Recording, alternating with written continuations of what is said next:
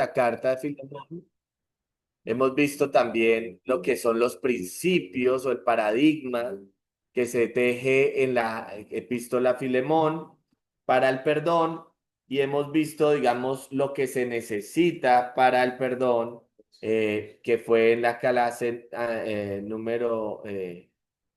la clase anterior, la clase en la quinta clase. Esta es la sexta clase, ¿cierto?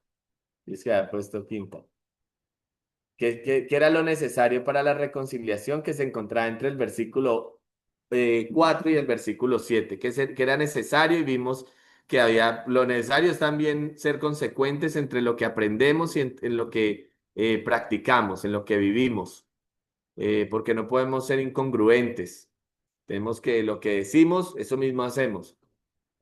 Ortodoxia y ortopraxis que es digamos, los constituyentes o también las metas o las aproximaciones que debemos hacer para que podamos tener ese perdón. Y eso es necesario. O sea, es necesario unir la teología con la práctica, es necesario una ortodoxia, una ortopraxis y una ortopatía, que es necesario, mis hermanos, para la reconciliación pasar de la ortodoxia a la ortopraxis y a la ortopatía. Generar perdón, tolerancia y disposición a cargar una milla más, aprender de Cristo, ser como Cristo y vivir en la gracia del Evangelio de Cristo. Trabajar en la oración, ya también lo vimos.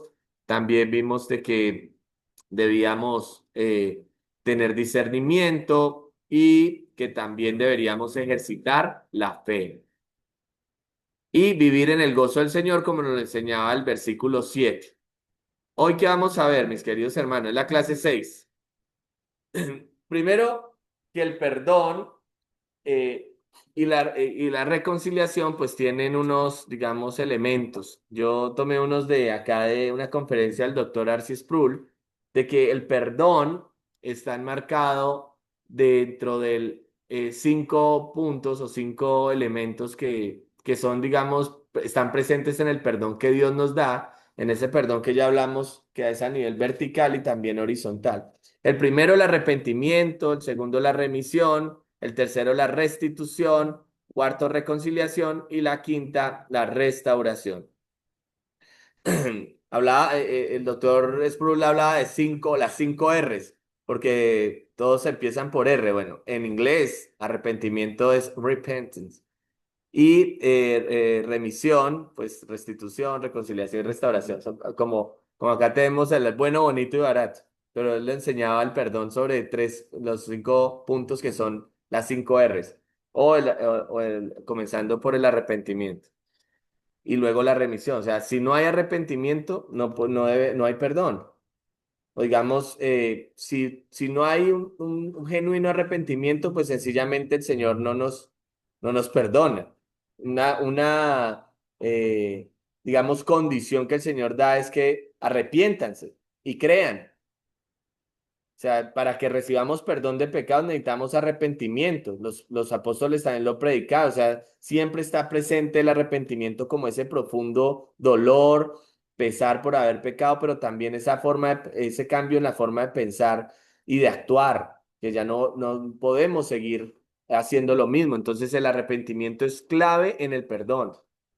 Porque nosotros hemos hablado, y esto pues pongo esta lámina y hago estos comentarios sobre el tema del perdón, porque a veces queda como en el aire de que sí, perdone, pero perdone porque sí. O sea, el Señor en muchos pasajes, y los hemos citado en este curso, ha dicho, Padre, perdónalos, y hemos hablado, ¿no? Que el Señor Jesucristo dijo, Padre, perdónalos porque no saben lo que hacen. O sea, una actitud de perdón, una actitud de no tomar en cuenta el pecado. Perdón ¿Sí? sincero. Y lo mismo Esteban también lo repitió cuando estaba siendo martirizado. Y como una actitud que nosotros debemos emular y debemos hacer, ofrecer perdón, dar el perdón, otorgar el perdón. Pero muchas veces, hermanos, ese perdón no queda, digamos, efectuado si no hay arrepentimiento.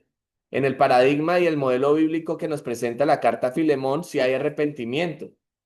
¿Alguien me puede decir cómo podemos evidenciar el arrepentimiento en la carta de Filemón? En esa historia, en esa carta. Cuando Onésimo, que llama alemán, Sí. lleva la misma carta del mismo a Claro, Filemón. y el mismo Pablo da testimonio de que Filemón iba a ir, de que Filemón se había convertido, que él lo había engendrado en su prisión, o sea, que había nacido de nuevo, que había sido un hombre nuevo. Y para que haya que sea un hombre nuevo, para que sea un hombre regenerado, pues tiene que haber o haber existido el perdón de pecados. O sea, el Señor le recibió. Cristo le recibió. Así que Filemón ha sido perdonado, perdón, Onésimo ha sido perdonado y pide a Filemón que le perdone, pero porque ha habido arrepentimiento y está arrepentido. Si quiere ir a llevar la carta y volver y ser útil ahora, pues se ha arrepentido del mal que le hizo en algún momento a Filemón cuando era su esclavo. Otro elemento, y bueno, entonces arrepentimiento debe haber para el perdón. O sea, yo no puedo pretender que alguien me perdone si yo no estoy arrepentido.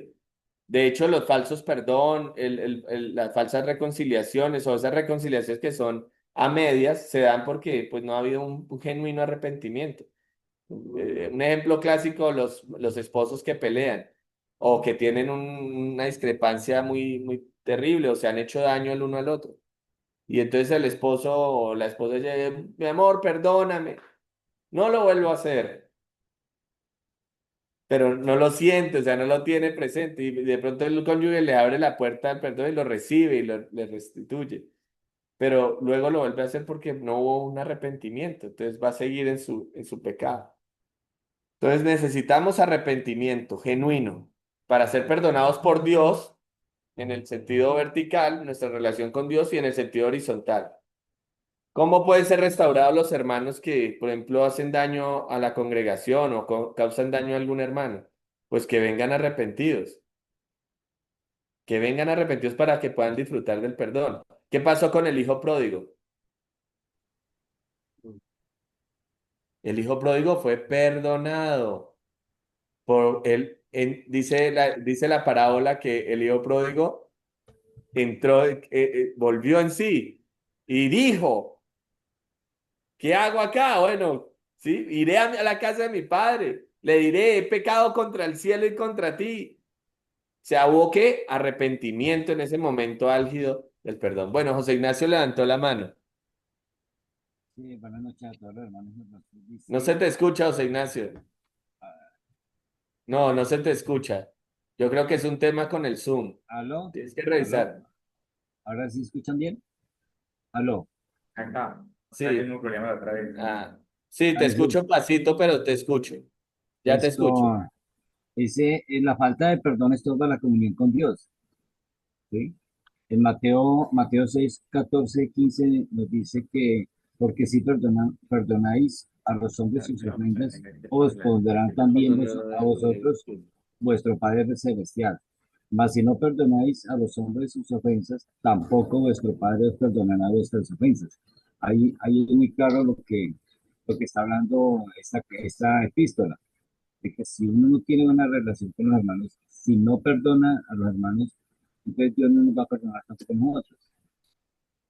Sí, claro que sí, claro que sí. O sea, debe haber un arrepentimiento, pero también si buscamos el perdón, debemos también perdonar, es claro, para la reconciliación con Dios.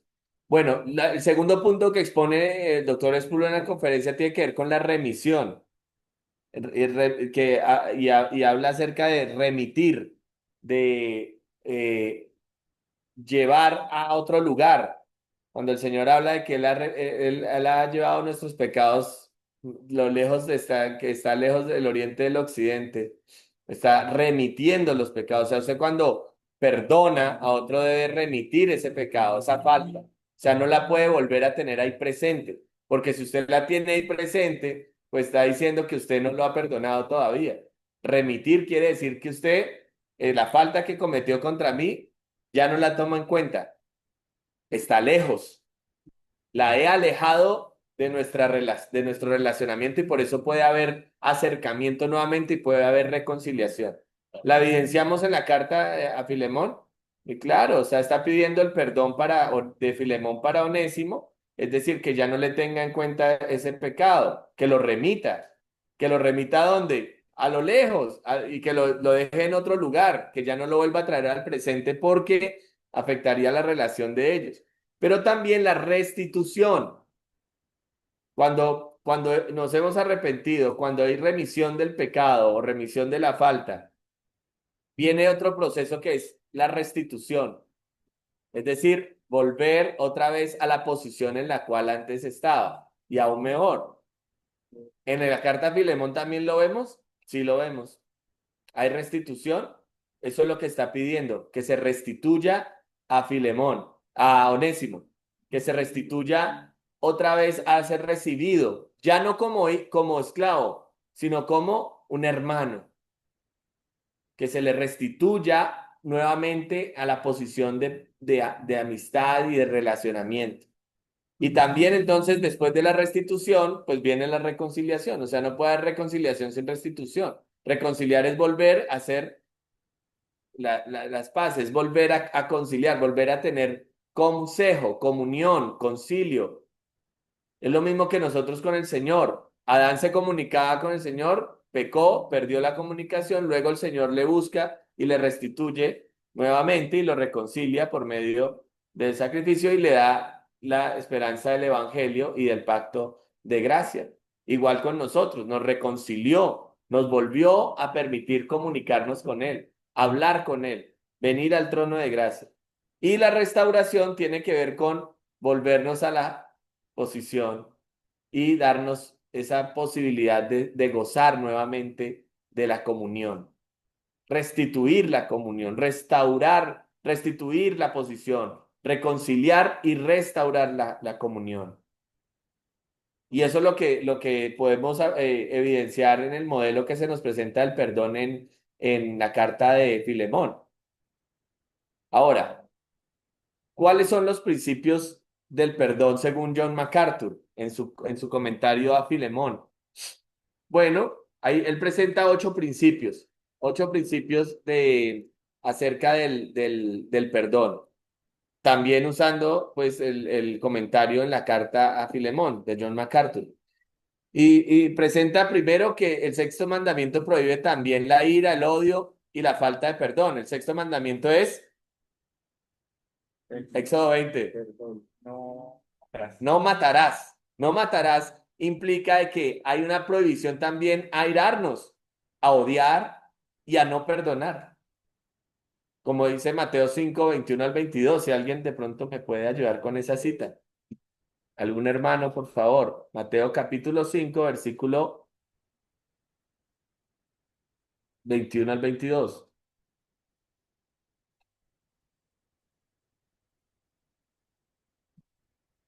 ¿Sí? ¿Eh? Adelante, José Miguel. Dice, oísteis que fue dicho a los antiguos, no matarás, y cualquiera que matare será culpable del juicio.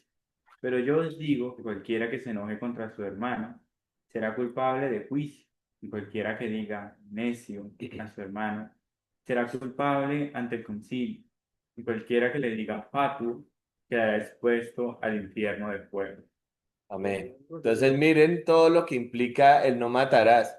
O sea, todo lo que hagamos, esas ofensas, esos improperios, esas cuestiones, pues van contra la vida de otro.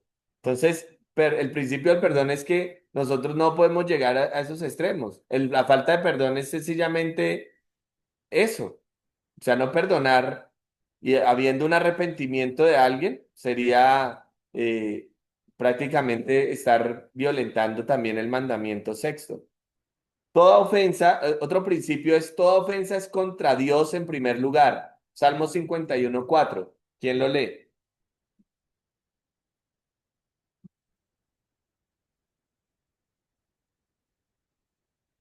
Con yo te di la papeletica.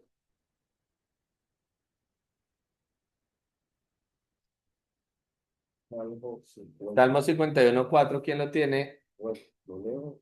Sí, adelante, Edguita. Salmo 51:4. Contra ti solo he pecado y he hecho lo malo delante de tus ojos, para que seas reconocido justo en tu palabra y tenido por puro en el juicio. Amén. La ofensa que hagamos, pues la hacemos contra Dios. Entonces, contra el Señor pecamos. Gracias, José Miguel. Contra el Señor pecamos. Ahora, si, si, si no perdonamos, creo que José Ignacio lo leyó, si no perdonamos, no recibimos perdón. Perdonen para que sean ustedes perdonados también. Entonces el Señor, ese es el cuarto, el tercer principio. O sea, cuando ofendemos al hermano, ofendemos a Dios.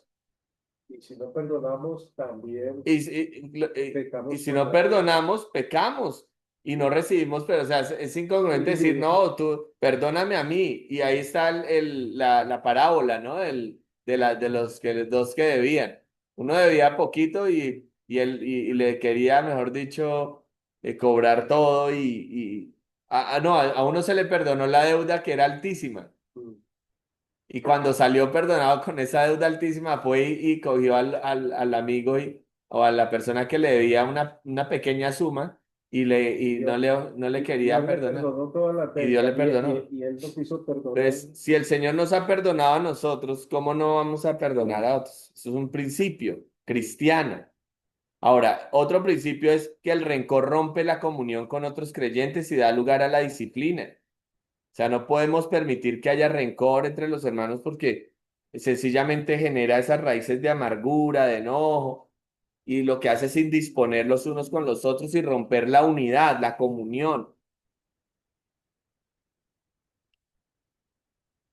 Ahora, la venganza no es del hombre, es de Dios. Mía es la venganza, yo pagaré, dice el Señor. Ahora, un corazón sin perdón no puede adorar.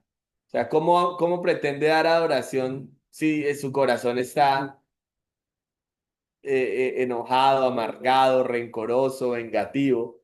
No puede adorar. O sea, antes de venir a traer la ofrenda al altar, dice la escritura de Mateo 5, ve y ponte en paz con tu hermano. Las ofensas son pruebas que producen crecimientos y perdonamos. Eso es un buen principio. Claro, a veces cuando suceden esas ofensas, pues el Señor permite dentro de la congregación esas desavenencias y todo, y nos permite crecer. Si perdonamos, crecemos, vamos siendo edificados, perfeccionados en el Señor. O también tentaciones si no lo hacemos. Si no perdonamos a nuestro hermano, podemos caer en otro tipo de pecados. Diego tiene la mano levantada. Adelante, Diego. Sí, ¿me escuchan? Sí. Quería agregar, discúlpame, pastor, interrumpo. Entiendo Tranquilo. el perdón como una señal de vida en nosotros. En el perdón hay un acto legal de compromiso claro entre dos partes y en la acusación de nuestras faltas fueron también absueltas las faltas que nos hicieron a nosotros por cuanto con Cristo estoy juntamente crucificado y ya no vivo yo, mas vive Cristo en mí. Entonces, el perdón, entiendo, también es una señal de resurrección en mi vida, por cuanto es una clara señal de nueva vida, el perdón constante en nuestras vidas. Total, total. Es una evidencia de la obra del Señor en cada uno de nosotros, mis hermanos. De la obra de Cristo y el perdón de Cristo en nosotros es que nosotros perdonamos. Perdonamos a los que nos ofenden. José Ignacio. Sí, pastor, en primera de Juan 1:9 dice, si confesamos nuestros pecados, Él es fiel y justo para perdonar nuestros pecados y limpiarnos de toda maldad. Correcto, sí, la confesión. Por eso hablábamos en los puntos que tocaba y que sintetizábamos de la conferencia del doctor Sproul. El primero es el arrepentimiento. El arrepentimiento y la confesión pues van de la mano. Si yo tengo un arrepentimiento genuino, confieso mi pecado. Si no confesamos nuestros pecados, pues es porque no hay arrepentimiento. Y si no hay confesión de pecados, pues el Señor dice, sí, confesamos nuestros pecados. Ese sí es un condicionante. O sea, para que recibamos perdón de pecados es necesario arrepentirnos y confesarlos, para que haya remisión de pecado, para que haya restitución, para que haya reconciliación, para que haya restauración. Entonces, sí, es un principio clave. Debemos perdonar aún sin que nos los pidan. Miremos Hechos 7:60, hermano, y Lucas 23:34, que son los dos textos.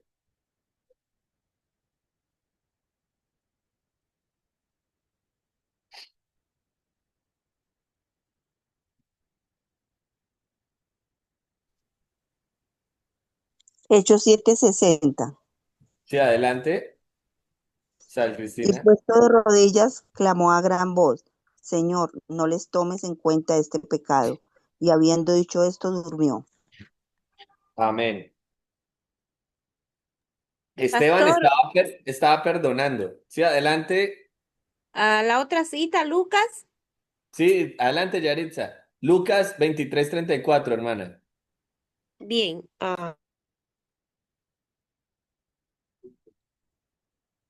Sí, ¿se te apagó el micrófono? sí, ay, disculpa. Y Tranquila. Jesús decía, Padre, perdónalos, porque no saben lo que hacen. Y repartieron entre sí sus vestidos, echando suertes. Amén. Amén, amén. Entonces, es un principio que nosotros debemos perdonar. Claro, debemos vivir libres de esa amargura, del enojo. Pero, bueno, este es un claro ejemplo que nos da el Señor Jesucristo para que lo apliquemos en nuestra vida. Esteban lo aprendió bien.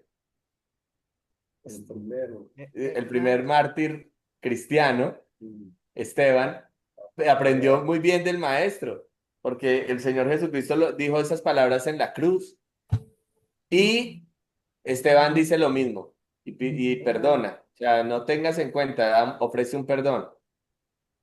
Pero digamos que hay un perdón, o sea, para que se dé el proceso como tal de reconciliación y restauración, o sea, para que el perdón se lleve a su completo, porque yo, por ejemplo, puedo perdonar, así como hizo Esteban, y decir a alguien que ya no se arrepintió, perdónalo. No le tome en cuenta, pues eso me viene bien a mí, ¿no? Y es un deber cristiano y es un principio como lo estamos viendo. Pero, ¿se restaurará la relación? No. ¿Qué necesita? ¿Qué necesita? Pues los principios que estábamos viendo y lo que se muestra en la carta a Filemón. Porque lo que la carta a Filemón está mostrando es la restauración de una relación dentro de la iglesia. El perdón en la iglesia, entre el pueblo de Dios. ¿Para qué? Para que, habiendo ese perdón y completado ese perdón, haya arrepentimiento, remisión, reconciliación, restitución y restauración.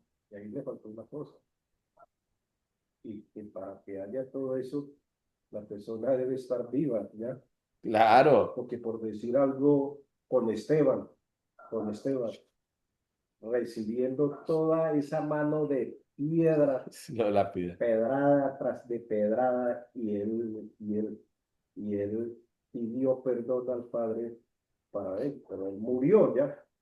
Ahí, Sí, es que ese es un, y ahora, ese es, ahorita tenemos que aprovechar, ¿cierto?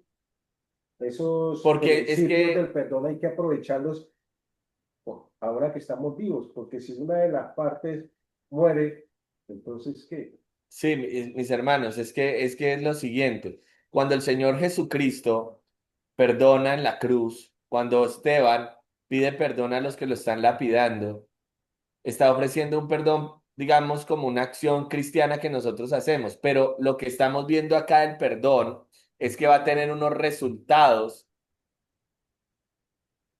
que Dios quiere que hagamos, por eso Él nos manda a perdonar. Y por eso está fundamentado en el amor, en la oración, bueno, todo lo que hemos visto teológicamente y el paradigma que se presenta ahí de perdón tiene un sustento teológico para que se vaya a lo práctico, pero para que tenga un resultado. Un resultado es que el resultado es que, y la preocupación de Pablo cuando escribe es que Onésimo sea recibido por Filemón y no haya esa discrepancia y que haya una reconciliación para avance del evangelio. Pues Pablo lo que quería es que el Señor fuera glorificado y que el Evangelio corriera y creciera. Entonces, para que haya perdón se necesita todo esto. Bueno, arrepentimiento, clave. ¿Qué dice Diego? Que tiene la mano levantada. Adelante, Diego. Discúlpenme, hermanos, es que, y me retumba un poquito la cabeza. En una de las charlas pasadas, una hermana también comentaba que cómo hacíamos para perdonar. Y pues yo también veo el perdón como un fruto del Espíritu Santo, por cuanto está conectado a otros frutos como la misericordia, la paciencia, la bondad, y con el tema de que Él nos convence de todo pecado y no perdonar también es un convencimiento que tenemos por parte del Espíritu y que nos lleva precisamente a confesar, a arrepentirnos y también a perdonar al hermano. Entonces, vuelvo e insisto que también se ve un poco como un fruto del Espíritu Santo en nuestras vidas. Amén. Tanto en el ofendido como en el ofensor, en el ofendido como en el ofensor, debe estar el fruto del Espíritu. Porque debe haber amor, gozo, paz, paciencia, benignidad, bondad, fe, mansedumbre y templanza en ambos. ¿Qué pasa con un no creyente? Pues nosotros quedamos, porque al perdonarlos, nosotros quedamos libres, aunque no se restablezca la relación, ni haya restauración, ni haya, sí, reconciliación, pero nosotros perdonamos. Padre, perdónalos, ¿sí? Pero si ellos no tienen arrepentimiento, ¿qué va a pasar con esa persona? Pues no ha habido perdón, está preso, está con todas las consecuencias de la falta del perdón. Tenemos que verlo así. Entonces, y si en la iglesia se llega a dar una relación de que no hay perdón, o sea, entre hermanos, pues es grave. Por eso se nos insta a perdonar. Eso está más grave que Claro, y la perdona a tu persona. hermano. Y ve, ahí sí pon la ofrenda en el altar. Porque uno puede decir, pastor, yo, ¿cómo hago en la iglesia? Si el hermano me ofendió, yo ya lo perdoné, pero él se fue y se fue mal conmigo y ni siquiera me ha pedido perdón, ni siquiera se ha arrepentido, ni siquiera ha venido. Entonces, ¿puedo seguir ministrando? Pues puede surgir ese interrogante. Pues, pues sí, porque tú ya ofreciste el perdón y tú ya le has perdonado, a pesar de que no se hayan reconciliado. Pero la persona que está afuera es la que está llevando el problema y está fuera de la comunión de la iglesia y está bajo el justo juicio de Dios o la reprensión de Dios o la disciplina de Dios, si es creyente. Y si no es creyente, pues está bajo la ira de Dios, como anduvimos nosotros. Bueno, esto es algo muy tremendo. Y ahí va otra vez el ejemplo de Esteban, ¿no? Y el, Que los otros, sí, otros que le estaban tirando piedras no conocían del evangelio, no conocían de la palabra, no, porque no fueron llamados a ese conocimiento. Sin embargo, Esteban, que le dijo al pidió. Padre, perdónalos, porque no saben. Sí, no le tomes en cuenta su pecado. Pero mira lo interesante de perdonar y de orar por los enemigos y todo. Porque Esteban estaba pidiendo la remisión de los pecados de las personas que lo estaban martirizando a pedradas por el evangelio. Y ahí estaba un joven llamado Saulo. Y estaba así, sí. Ahí estaba antes de Ahí ser estaba creyente. entre Y esos. luego este hombre se convirtió. El Señor lo llamó y le mostró su misericordia y lo abrigó y lo puso a servir. Y le concedió el arrepentimiento. No, claro, dice que todo le echaban, o sea, Saulo fue un instigador de ahí, de ese asesinato. Ahí está. No, pues no podemos decir si tomó la piedra porque sería una especulación especular sobre el texto, pero él consentía, quiere decir que fue autor allí determinante de ese homicidio, de ese asesinato vil, no conocía. Él era un asesino perseguidor, pero el Señor lo perdonó, lo restauró y le dio, mira, y ahora por eso está reconciliado con Cristo, reconciliado con la iglesia y es ministro de reconciliación. Adelante, José Y Miguel. podemos decir que el Señor respondió a la oración de... Claro, porque por eso el Señor también nos llama, oren por sus enemigos. Y eso es lo que debemos Oren hacer. por los que los maldicen y los persiguen, ¿sí? Sí, lo- Y perdonen, perdonen los pecados, perdonen las ofensas como el Señor nos perdonó a nosotros. Lo tremendo es que necesitamos dentro de la iglesia para tener iglesias saludables, eso lo vimos en las primeras clases, una iglesia unida, una iglesia saludable es una iglesia que marcha unida, que aplica la disciplina eclesiástica, que adora al Señor, que glorifica a Cristo, que está centrada en las escrituras. Pues, hermanos, para hacer eso necesitamos perdón entre nosotros. Muy bien, voy a continuar. Ahora, la lección número 6 nos presenta los compromisos de la reconciliación.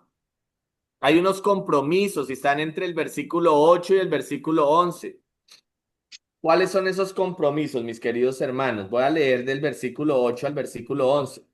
Por lo cual, aunque tengo mucha libertad en Cristo para mandarte lo que conviene, versículo 8, versículo 9 dice, más bien te ruego por amor, siendo como soy, Pablo, ya anciano, y ahora además prisionero de Jesucristo, versículo 10, te ruego por mi hijo Onésimo, a quien engendré en mis prisiones. Versículo 11, el cual en otro tiempo te fue inútil, pero ahora a ti y a mí nos es útil, el cual vuelvo a enviarte, tú pues recíbele como hermano. Ah, como a mí mismo, bueno, me pasé al 12. Pero vamos a ir viendo versículos a versículos esos compromisos de la reconciliación. Primero, el pastor Esaú nos presenta en su comentario a Filemón, en su curso, en el curso que ustedes tienen en su mano, que en el comentario bíblico contemporáneo, Padilla dice que aunque tiene credenciales Pablo para obligar a Filemón a obedecerle, Pablo no impone su voluntad, sino que suplica a Filemón en nombre del amor a favor de Onésimo. Sustenta su pedido en la coinonía, en la comunión que une a Onésimo con Pablo, y luego como encadena a Onésimo con Filemón. Comienza exponiendo la íntima relación que él mismo tiene con Onésimo y cierra comillas en su comentario. ¿Cuál es la idea central de este comentario? Que Pablo, de este versículo, que Pablo apela al amor y a la comunión en Cristo, no a la autoridad para pedir a Filemón que reciba a Onésimo. Es muy interesante porque, y Pablo, y no, mira que el Señor,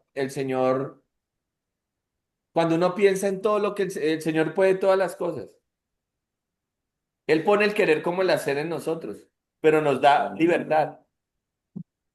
El Señor puede sencillamente doblegar inmediatamente nuestro corazón, pero sin embargo nos da la oportunidad de hacerlo naturalmente, o sea, que también obre nuestra voluntad, porque no somos robots o marionetas. Entonces, Pablo aplica también ese principio que debe estar en nosotros, o sea, vemos la estatura de Pablo, la estatura de Pablo. Recuerden que todos estamos siendo conformados a la imagen de Cristo, a la estatura del varón perfecto, o sea, siendo conformados a la imagen de Cristo. Y Pablo iba muy adelante. Por eso Pablo tiene la autoridad para decirnos, inspirado por el Espíritu Santo, sé imitadores de mí como yo de Cristo. Es increíble, ¿no? O Eso sea, es y viendo la humildad de Pablo, porque Pablo es el que el más pequeño, como una, o sea, y ahí le está diciendo a Onésimo, oye, soy prisionero de Cristo bien viejito que y estaba ya estoy anciano, o sea, y prisionero, o sea, en unas condiciones bastante complejas. y en la Y cárcel. sin embargo, Pablo está diciéndole, oiga, lo que el Señor hace con nosotros, no nos obliga en cierta medida para que nosotros respondamos. Entonces le está diciendo la oportunidad para que él muestre el fruto del Espíritu en él, es decir, haga evidente la fe de Filemón a la comunidad, Oye, hermano, eso para sí, que se haga evidente. y de la Y el manera, Señor pone las pruebas, como veíamos ahora en los principios que nos presentaba MacArthur en el comentario a Filemón. Pone las pruebas para que crezcamos. O sea, pone al hermano difícil, pone a un hermano que nos haga un desplante, bueno, un desplante pequeño, a veces nos hace traición. Pone a un hermano que de pronto sea No, hermano, esto no es nada gritón. comparado con nada de lo que le No, pasó a los apóstoles, hermano. Nosotros acá, Dios, sí no, tenemos mucha claro. misericordia, vuelvo y repito, ¿no? Pero imagínate, Porque, o sea, el hermano, Señor permite todas esas pruebas para que nosotros podamos dar evidencia de la fe genuina, del fruto del Espíritu Santo en cada uno de nosotros. O sea, todo lo que suceda, hermanos queridos, en la iglesia local, en nuestras vidas, es por la providencia del Señor, porque a los que aman a Dios, todas, escuche, todas las cosas colaboran para bien o ayudan a bien. Entonces, hermanos queridos, el amor y la comunión en Cristo y no la autoridad o la obligación para pedir a Filemón que reciba a Onésimo. ¿Qué vemos acá también? Que el perdón es fruto de la gracia del Evangelio en la vida del creyente. Miremos el versículo 8. Por lo cual, aunque tengo mucha libertad en Cristo para mandarte lo que conviene, porque esto conviene a la iglesia.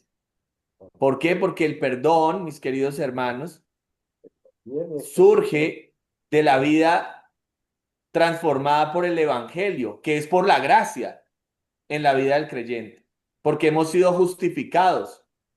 Es decir, que la obra exclusiva del Dios Trino, al declararnos justos por su obra en la cruz, se ha determinado. O sea, si hemos sido justificados, si hemos nacido de nuevo, si hemos sido adoptados por el Señor, es decir, estamos siendo santificados. Si tenemos frutos de la gracia, la vida cristiana debe producir esas obras dignas, pues hermanos, estamos viendo de que hay un principio central y que esto es producto o fruto de la obra que el Señor hace en nosotros. ¿Qué quiere decir? Que solo es posible el perdón para quienes han sido justificados en Cristo y son hechos semejantes a Él. El perdón, ese perdón genuino entre hermanos y que Dios quiere.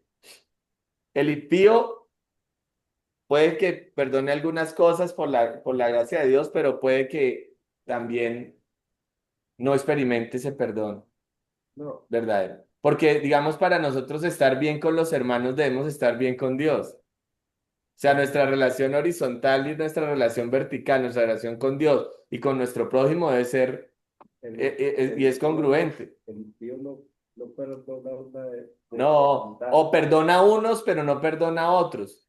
Es selectivo, hace acepción de Es personas. selectivo, sí, porque el impío perdona, pero no más con usted, ¿ya? No Porque hay, lo considera desleal de una vez. Bueno, pero no olvídala. Sí, ajá, lo no considera- remite, no hay remisión de Yo le pecado. perdono, pero con usted no más. En Sí. cambio, acá Claro, un nosotros perdón genuino, debe ser un perdón perdón, genuino. genuino. Y que conduzca a la restauración y a la reconciliación entre hermanos. Ahora, esto, mis queridos hermanos, es un compromiso. Vivir con el compromiso del amor de Cristo. Autoridad versus amor. Porque Pablo tiene la autoridad apostólica y las calidades morales. O sea, tenía cómo exigirle a Filemón que perdonara, exigirle, obligarle, pero decide más bien rogar en amor. Miren el versículo 9, dice, más bien te ruego por amor, te ruego por amor. Y entonces Pablo tiene autoridad apostólica, pero decide rogar en amor. Y acá, entonces, cuando dice, tengo mucha libertad, aunque tengo mucha libertad en Cristo para mandarte, te ruego por amor. Acá en este griego, que es parresía, que es la franqueza o el valor para hablar directo, o sea, Pablo tenía con franqueza, le estaba diciendo, mira, francamente, yo puedo ordenarte ya que lo recibas, que lo perdones, pero más bien voy a paracaleo, es decir, voy a rogarte, pero un ruego fervoroso que espera una respuesta. Es un ruego. Pablo, va a estar al lado pidiéndole, haciendo esa petición y esperando la respuesta de Filemón. Entonces, tengo para mandarte lo que conviene, pero más bien espero una respuesta tuya, te ruego que respondas, pero todo basado en qué? En el amor, que es fruto del Espíritu. Entonces, Pablo modela la verdad dicha con amor, y eso incluye firmeza, porque le está hablando seriamente, cuidado, porque está cuidando la iglesia que está en la casa de Filemón, está cuidando a Filemón, está cuidando a Onésimo, pero también respeto.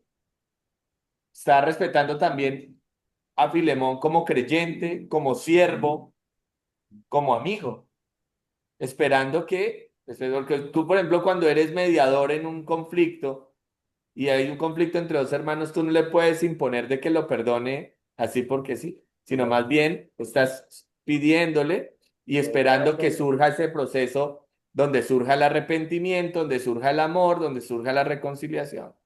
Entonces, debemos comprometernos con el amor de Cristo. Si no hay amor, hermanos, pues definitivamente no va a haber ese perdón. Por eso en Cristo la reconciliación no depende del rango social o la autoridad, sino del compromiso del amor. ¿Por qué pedimos perdón? ¿Por qué queremos vernos reconciliados? Porque hay un mandamiento. Amarás al Señor tu Dios con todo tu corazón, tu alma, tu mente y tus fuerzas, y amarás a tu prójimo como a ti mismo. Se conjuga Y toda ahí la ley. está resumida toda la ley. Eso es el amor, hermanos. El amor del Señor el que nos está moviendo.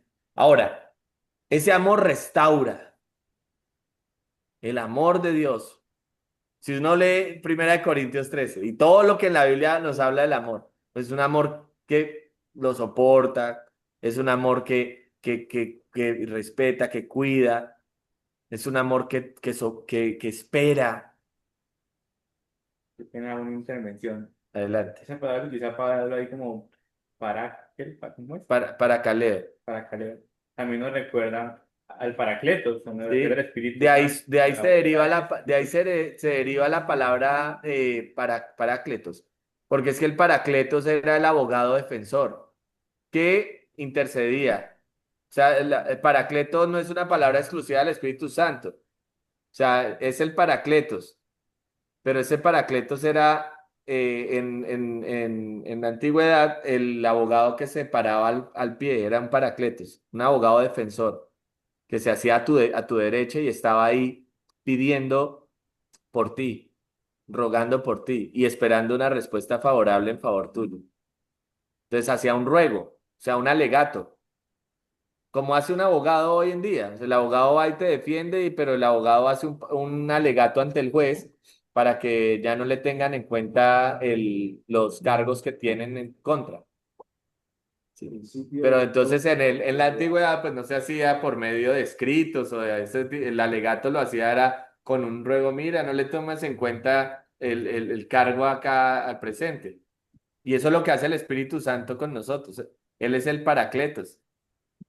Pero no se queda solamente en que intercede por nosotros, sino que también nos consuela, nos alienta, nos acompaña a todo lugar para dar cuenta de Dios, porque recuerden que Él nos ayuda a testificar, nos da el poder para testificar ante todos los hombres. Muy bien, entonces de ahí surge esa palabra, muy bien. El amor de Cristo, bueno, el amor restaura. Onésimo, esclavo fugitivo sin valor social. Pablo lo llama como mi hijo. Desechado por la sociedad antigua, pero acogido por la iglesia.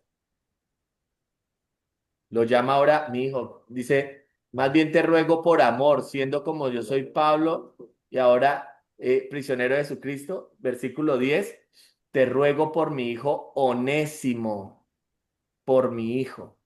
Te ruego por mi hijo Onésimo. Entonces lo restaura nuevamente.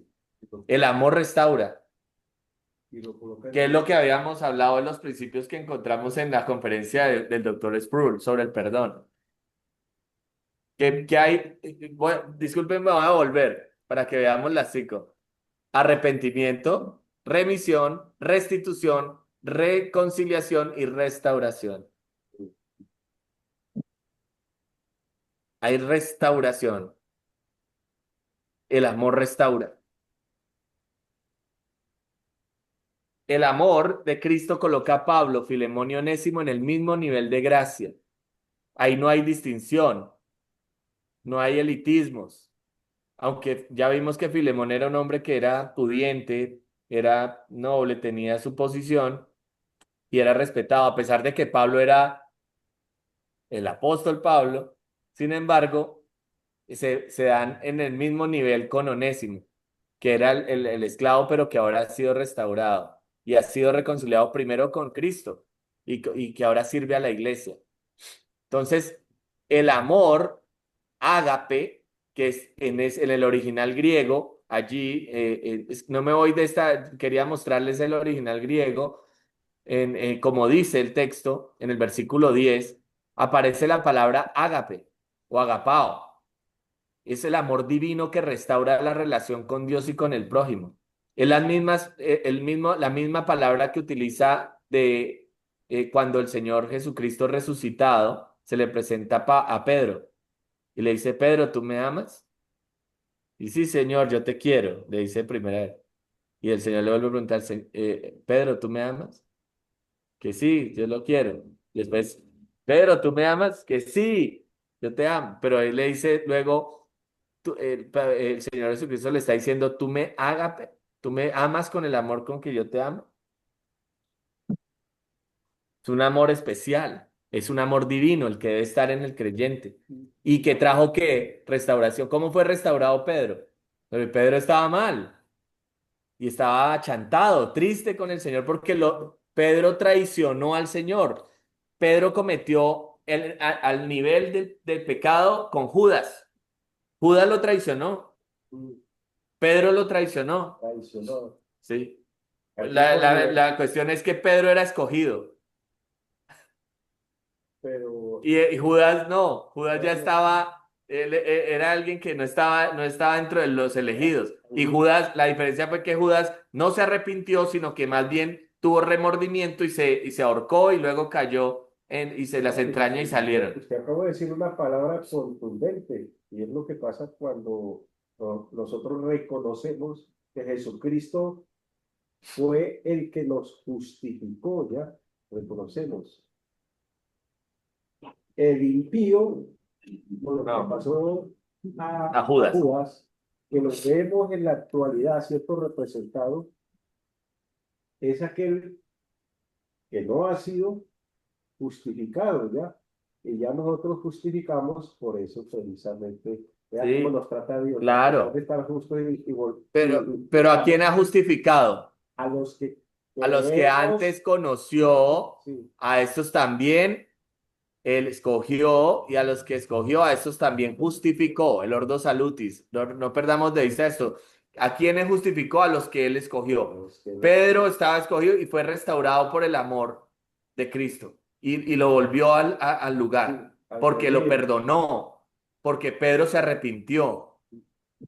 Pedro se arrepintió y entonces el Señor remitió su pecado. Hubo remisión de ese pecado de traición, de deslealtad. Sí. Y luego le reconcilió y lo restauró luego. Le dijo, ¿cuál fue que después le dijo a Pedro? Después de ese, ¿me amas? Pacienta mis ovejas. O sea, lo restauró al lugar de liderazgo, de oficial dentro de la iglesia, como apóstol de Cristo. Y vemos luego el resultado, ¿no? Es el primer discurso de Pedro. No, increíble. Hermano, entonces, el evangelio transforma las relaciones verticales con Dios y horizontales entre los creyentes. El amor de Dios es el que está restaurando. O sea, tenemos esos compromisos de amar. Estamos comprometidos con el amor para poder perdonar. Estamos comprometidos con el amor de Cristo. Muy bien. Ahora, hay que vivir con el compromiso de la filiación. También lo encontramos en el versículo 10 y ya vimos que era uno de los principios. Es de que le pertenecemos al Señor y que somos parte de la familia de Dios. El término clave es llenado, que significa engendrar, procrear, dar a luz. Genao o llenao en el griego está hablando de que hacía parte de él, de la familia. Pablo lo dice en el sentido de que ahora él le había compartido el evangelio y había sido allí transformado. Por eso en el versículo 10 dice, te ruego por mi hijo Onésimo, a quien engendré en mis prisiones.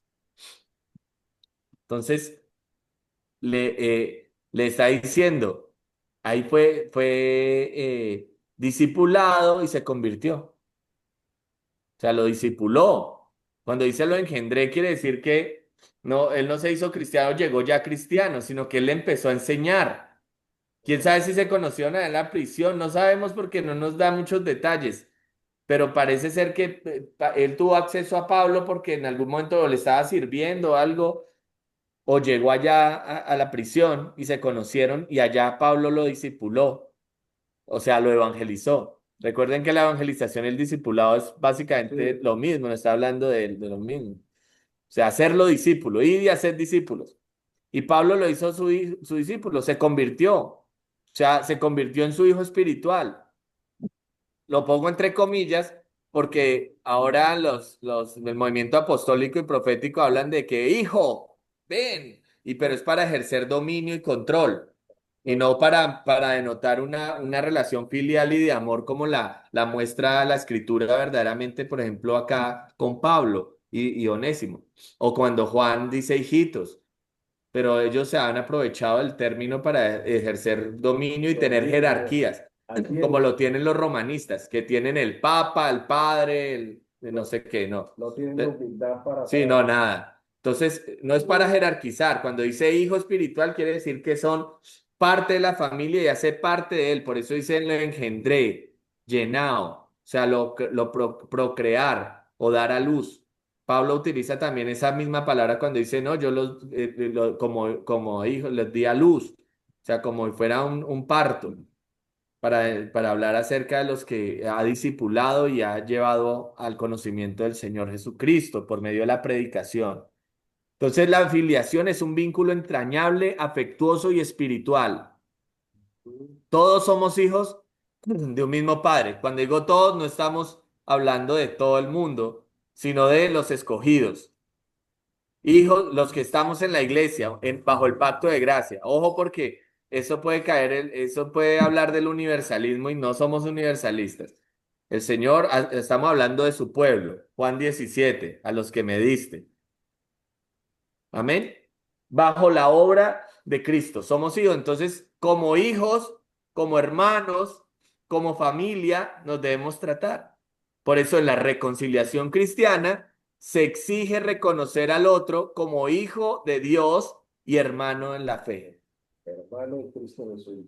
Ese es un compromiso de la reconciliación. Amar y reconocer al otro como mi hermano, como hijo de Dios. O sea, yo no te puedo tratar a ti como, como cualquiera, sino como un hijo de Dios. O sea, me estoy metiendo con el hijo de un hijo de Dios. Yo no puedo hacerle daño. Por eso también hay una exhortación en Tesalonicenses donde dice que no se vayan a hacer daño. ¿Por qué? Porque somos hijos del mismo Padre.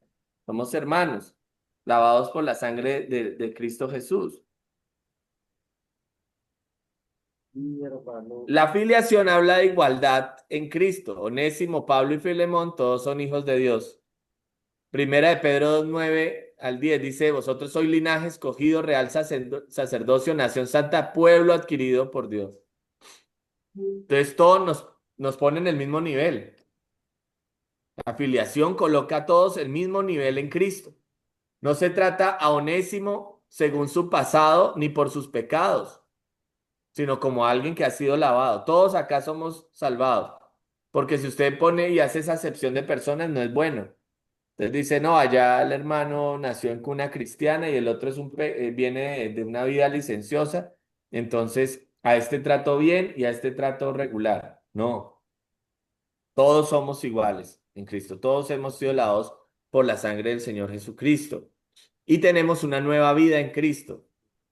La filiación otorga nueva identidad y herencia espiritual en Cristo. Somos nuevas criaturas. El que está en Cristo, nueva criatura es, las cosas viejas pasaron He aquí todas son hechas nuevas. Y tenemos la misma herencia espiritual en Cristo. ¿Qué nos dice la Escritura? Somos coherederos con Cristo, hijos suyos. Entonces Pablo le pide a Filemón que trate a Onésimo como a un hermano amado. Por eso la filiación rompe etiquetas, borra el pasado y afirma la gracia de Dios en la reconciliación. Afirma la gracia de Dios en la reconciliación.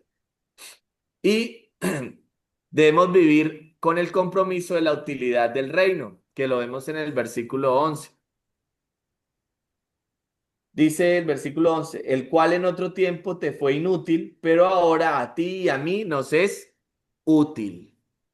Entonces, antes era inútil, agrestos, sin beneficio alguno, sin utilidad, pero ahora es eugrestos, útil y provechoso. Debemos ver el compromiso de la utilidad. Pablo ruega con el nombre de Onésimo, que es un hombre útil. Onésimo es igual ahora a utilidad. Es útil para el evangelio. Claro. O sea, tenemos que ver al hermano como hermano, ¿cierto? En el amor de Cristo. Esos son los compromisos que tenemos como iglesia local, pero también que son útiles. O sea, yo no puedo despreciar a mi hermano y no perdonar a mi hermano sabiendo que él es útil para que el evangelio avance, para que la iglesia se sostenga, para que la iglesia pueda cumplir su misión, la gran comisión. Entonces, Pablo le está diciendo a Filemón, Filemón, Onésimo ahora es útil, véalo desde la utilidad que tiene, que todos tenemos en Cristo Jesús, porque el Señor nos ha hecho a todos, ¿cierto? Parte de su cuerpo para que todos cumplamos una función. No todos somos ojos, no todos somos oreja, no todos somos mano, pero todos tenemos una función dentro del cuerpo y una utilidad dentro del cuerpo. Así las cosas, ¿cierto, pastor? El apóstol Pablo preparó a Filemón y Filemón preparó a Onésimo por la voluntad de Dios. Es Pablo que lo instruyó para que fuera también evangelista.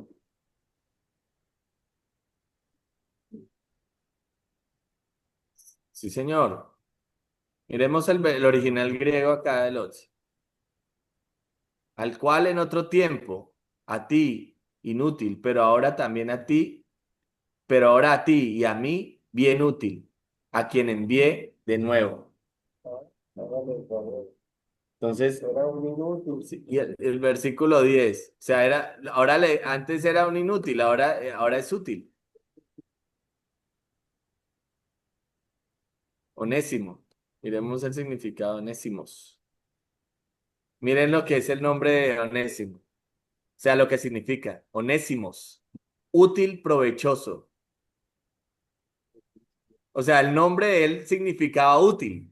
Y por eso Pablo, inspirado por el Espíritu Santo, utiliza el nombre de Onésimo para presentárselo como útil. Interesante, ¿no? Juego de palabras. Un juego de palabras, pero que lo utiliza para presentarle. Entonces le dice Filemón, Onésimo, que significa útil, ahora es útil. Él está siendo útil. Utilícelo, Sí. Filemón, utilícelo. Cumpliendo con el nombre. Está cumpliendo con su propósito, su cometido. Entonces, tiene utilidad en el reino. Él ha sido redimido y es llamado a ser útil. El quien ha sido redimido, hermanos queridos, es llamado a ser útil para Dios, a ser un Onésimo. Y para ser útil para el pueblo. Todos servimos en la iglesia, todos somos útiles en la iglesia, hermanos. No hay ningún inútil en la iglesia, porque todos somos parte del cuerpo de Cristo y no hay, aunque el órgano, ningún órgano es de desechar, sino todos tienen su función dentro del cuerpo, cuando Pablo hace la analogía del cuerpo con la iglesia. Así que la gracia nos mueve de estado de inútiles a ser instrumentos útiles en el reino.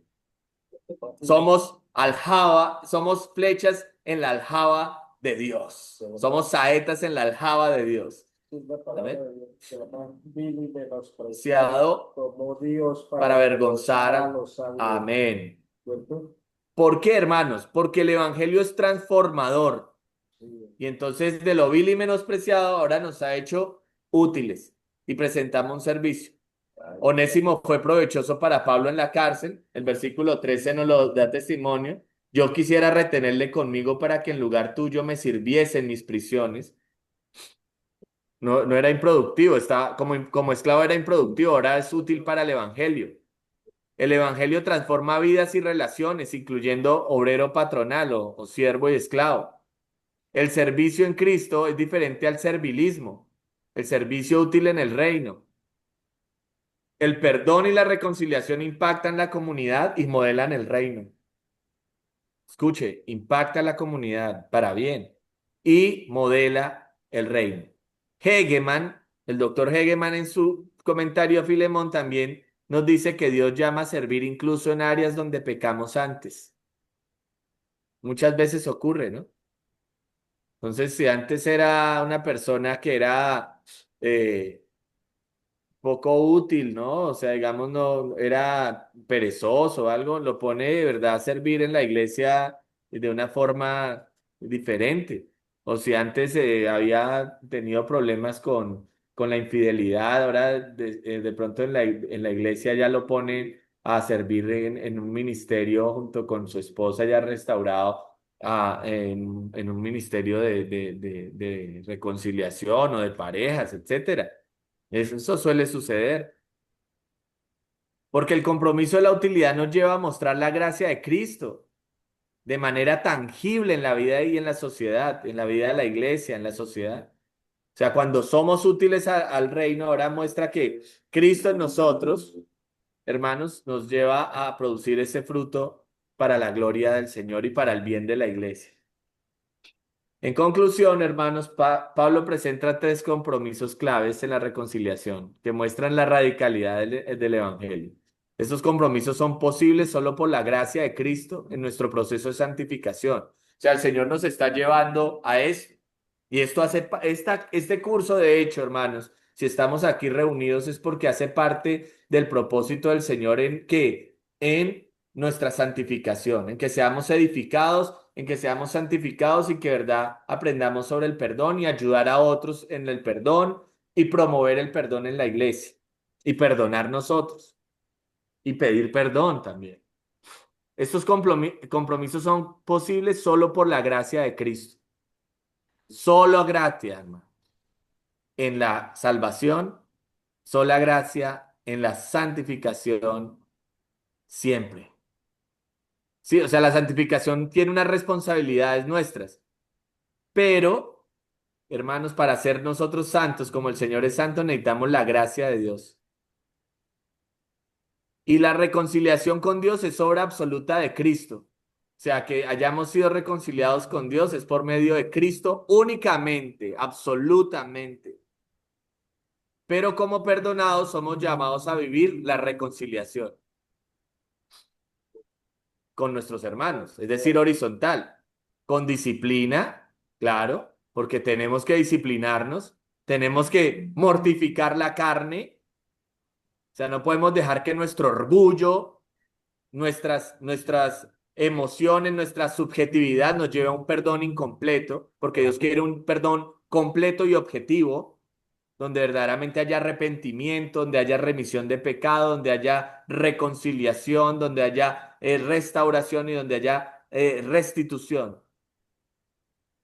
Y debe haber oración y dedicación, discernimiento, lo que vimos en los elementos necesarios para efectuar el perdón. Entonces el Evangelio nos restaura con Dios y nos impulsa a reconciliarnos con los demás. Hermanos, y quiero finalizar esta conferencia con las palabras de un comentario de padres de la iglesia, de la patrística cristiana, que dice, 50 años más tarde, el padre Ignacio, uno de los padres de la iglesia de Esmirna, sucesor de bueno, Ignacio después de la muerte de Policarpo, que fue discípulo de Juan, de camino al martirio en Roma, escribió una carta a la iglesia en Éfeso. En esta carta dijo, recibí vuestra gran congregación en la persona de Onésimo, su obispo, pastor en este mundo, un hombre cuyo amor supera cualquier descripción con las palabras. Puede que se esté refiriendo al mismo Onésimo, porque es un escrito, o sea, no tenemos la certeza de que sea, pero parece que es el mismo Onésimo. Es decir, que este Onésimo Pero se convirtió en se convirtió obviamente verdaderamente y se volvió pastor sí, de la iglesia en Éfeso que estaba en la casa de Filemón. Es decir, sucedió a Filemón. así O es. sea, sí hubo un perdón. O sea, miren el resultado de ese perdón, que no solamente sirvió en ese momento, sino siguió sirviendo a la extensión del reino, al punto que 50 años después todavía estaba el eco de la vida de Onésimo y de esta obra de reconciliación. O sea, no quedó ahí escrito. No, hermano, no quedó, tuvo un efecto, o sea, ese ruego de Pablo, esos elementos de la reconciliación que hoy hemos visto, esos compromisos de la reconciliación se mantuvieron firmes, tanto en Filemón, en Onésimo, en Pablo, y al punto que vemos que trascendió en el primer siglo la obra de este Hermano, hombre. yo digo una cosa. Más o menos hacia el año 112. Puede coincidir, por eso quedó ahí dentro de estas citas de, de los padres de la iglesia primitiva. Tu amor supera cualquier descripción. Su amor supera cualquier descripción, o sea, fue algo tan especial la vida de Onésimo después. Aprendió mucho del apóstol Pablo. No, hermanos, pues no sé. Y también que Filemón lo perdonó, porque acá en la carta no se muestra, pero mire, si se leyó, hacemos la inferencia de que definitivamente fue recibido y que si se leyó fue un ejemplo de perdón para toda la iglesia del primer siglo. Bueno, de la época de Pablo y luego de Éfeso y de todas las iglesias que es donde se leyó la carta, al punto que hoy es un ejemplo para nosotros hoy, después de 2000 años. Tuvo un impacto increíble. Es que no se describe a Filemón, mire, recibió vuestra gran congregación, o sea, en representación a la persona de Onésimo, su pastor, su obispo, en este mundo, un hombre cuyo amor supera cualquier descripción con las palabras. ¿Cómo era ese hombre? Claro. Increíble. Bueno, mis hermanos, voy a orar. Voy a orar para finalizar la reunión. O demos el privilegio, hermana Carla, ¿sí? Porque sí. Pastor, está bien. Voy a suplicar al pastor Celso Pino que pueda dirigir la oración final. Adelante. Oremos, hermanos. Bendito Padre y Señor nuestro, te damos gracias por esta noche, gracias por la lección aprendida esta noche, Señor. Gracias por nuestro Maestro que nos orienta, que nos acompaña en este proceso. Y gracias, Señor, porque todos cuantos estamos acá estamos bajo tu permisión, bajo tu dirección, y creemos que todo cuanto aprendemos redundará en nuestra formación y fundamentalmente en nuestros servicios, Señor, a tu iglesia. Te rogamos, Señor, que nos hagas instrumentos útiles, para lo cual entendemos que nos estamos preparando mediante estas clases. Muchas gracias, Señor. Bendice a nuestro profesor, bendice a nuestros compañeros también, a Carlita también que nos facilita el proceso de estar conectados. Y todo sea, Señor, para honrarte y glorificarte. Te pedimos en el nombre de Jesús. Amén y amén. Buenas noches, Amén. hermanos. Buenas noches a Buenas todos. noches, mis Dios los hermanos. Buenas noches a bendiga. todos, muchas gracias. Muy Bueno, buenas noches a todos, amados hermanos. Ha sido una bueno. clase muy interesante. Muy bueno. Buenas noches. Buenas noches. Buenas noches, hermanos. Hermanos, buenas noches. Que el Noches Señor los a todos. bendiga.